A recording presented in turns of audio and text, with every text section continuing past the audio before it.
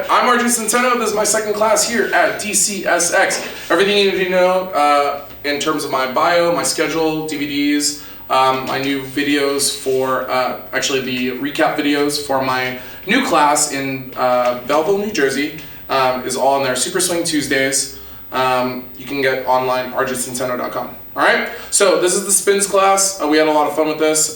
Pure technique, but we focused on how to stay linear with the movement, focusing on preps, focusing on creating a linear dynamic for most of the turns and traveling all your turns, focused on how to kind of develop and stage and practice and refine the technique by selectively using particular patterns to build off of and kind of build into the more complex technique, okay? So we start off with an inside turn. Instead of going kind of back and forth, we focus on the forward and forward action of the left and right side of the follower.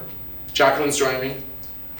All right, and so what we have is we have a forward movement, then we have a forward continuous. So as opposed to hooking and creating a halo over the follower's head, we're going to create a forward dynamic for the follower. So she's traveling. If she does that correctly, she should come out grounded and anchored without having to look for the lead and scoot back, which she did. All right, so then from here, what we did was we did a sugar tuck, focusing on the outside turn movement, separating her left and right side. So when we do the sugar tuck, it's kind of like a half turn. So now Jacqueline's going to be focusing on taking her left side away from me. Okay, we're going to build off of that, okay, and you do a sugar tuck with an outside turn as an extra. So we go, keep the same timing. We're going to add an extra turn, and she's going to be focusing on that last step to draw her left side away from me rather than pull it in and drop the right side into the lead. She's going to be focusing on looking for this end of slot as a higher priority, okay? And we take the same concept, the same idea, the same principle for the outside turn. So I take the power side of her left side, put it on the slot, and the same thing, she's going to take her left side and draw it away as opposed to pulling her right side in and squaring up to the lead, okay? Then we take this and we build off of that in the whip with the double outside turn.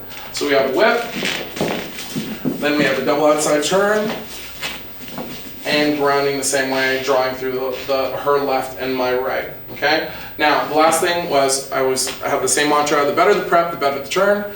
The better the prep, the better the turn. Yeah, so like that, when I catch her for the whip, I want to make sure that I'm already pre-shaping my body, I'm pre-shaping hers, so whether I'm in open or in open position or closed, this would be the ideal position I want Jacqueline in to do the outside turn. So now, from this closed position, I'm able to lead the turn here, as opposed to the way most leaders lead their turn, which is here, right, on the back step for the follower. So this isn't ideal because now the follower can't help me as much, whereas if we were reeling here, now she can help me because she's pushing forward. So if I do the work here, then this becomes easy, and if down the road later Jacqueline chooses to want to shape and style, because I'm not micromanaging the turn in the hand while she's in it, now she has the freedom, she can kind of change, adapt, throw something else in there, and it's not going to throw the turn or the dynamic off because she's already heading down the slot. Okay, so the last thing we did was one-footed spin. One-footed spin, I do things a little differently. My preference is not to kick in. The reason why I don't like to kick in is because then the leader has to get back out ahead of the follower. So even though the kick in might assist, let's say a few extra spins to begin with, it doesn't serve too much of a purpose the way I do things for later on. Followers, once you get into your one-footed spin, what's ideal is to hold and maintain your access. Your tendency might be, as you start to fall, to want to correct your positioning, but then as I also correct your position, then you're then in a crooked position. If you hold and maintain your access, even though it feels like you're falling, but you hold your access, when I kick you back into place, then you're already upright again. So leave the fixing to the leader. Try not to adjust too much while you're in there. The last thing is leaders trying not to pulse and lead every revolution. For me, that's unnecessary extra work. If you do find the follower's access point and she's on point, then you get what I call our freebies, very similar to, let's say, spinning a ball like the Globetrotters do.